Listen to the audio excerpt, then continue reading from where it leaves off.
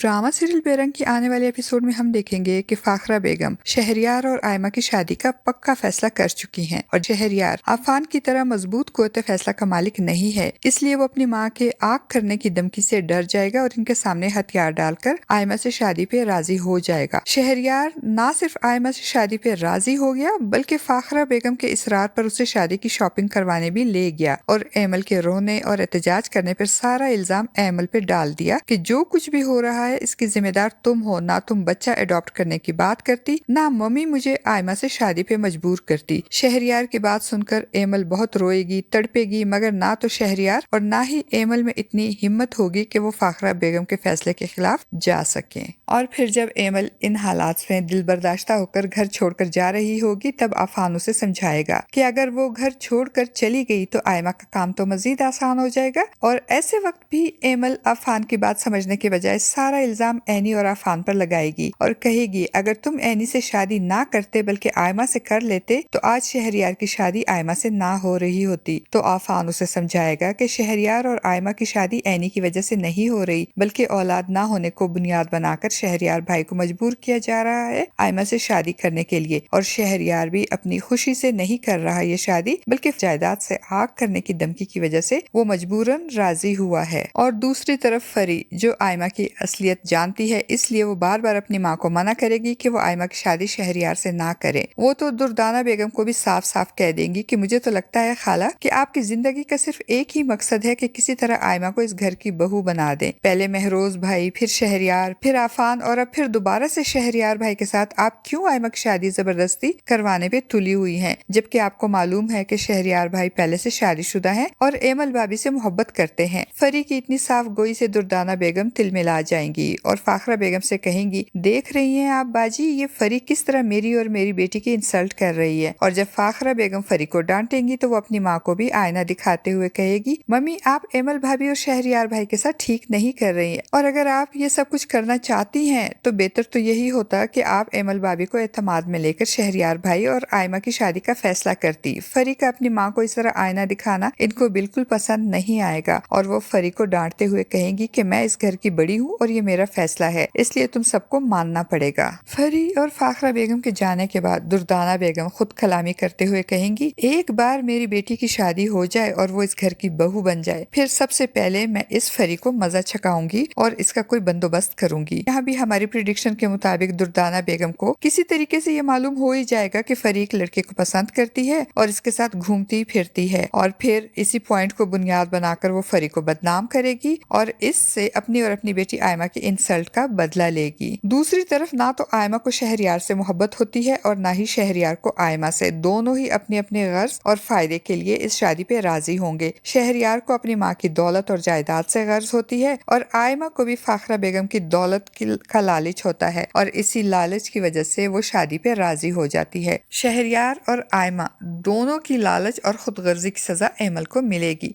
मगर एमल की खुशनसीबी ये होगी कि अब एनी घर वापस आ जाएगी और एमल के हक में फाखरा बेगम के सामने डट कर खड़ी हो जाएगी। एमल जिसने एनी के मुश्किल वक्त में इसका साथ देना तो दूर की बात हमेशा इसके लिए मुश्किलात पैदा की थी और इस पर बेजा इल्जामात लगाए थे, मगर एनी वो सब कुछ भुलाकर एमल का साथ देगी और एमल के हक के लिए सब घर वालों के सामने खड़ी हो जाएगी और फाखरा बेगम के फैसले की मुखालफत करेगी और कहेगी कि वो आयमा की शादी शहरयार से नहीं होने देगी। एनी की बात सुनकर दुर्दाना बेगम तप जाएंगी और कहेंगी कि शहरयार से शादी मेरी बेटी का ख्वाब है और इसका ये ख्वाब जरूर पूरा होगा। तो एनी दुर्दाना बेगम से कहेगी कि आपकी बेटी का ये ख्वाब मैं कभी भी पूरा नहीं होने दूंगी। नाजरीन, आपको क्या लगता है कि एनी और आफान मिलकर आयमा और शहरयार की शादी रुकवाने में कामयाब हो जाएंगे? अपनी कीमती राय का इजहार कमेंट बॉक्स में जरूर कीजिएगा। चैनल पे न्यू है तो चैनल को भी सब्सक्राइब कर दीजिएगा। शुक्रिया।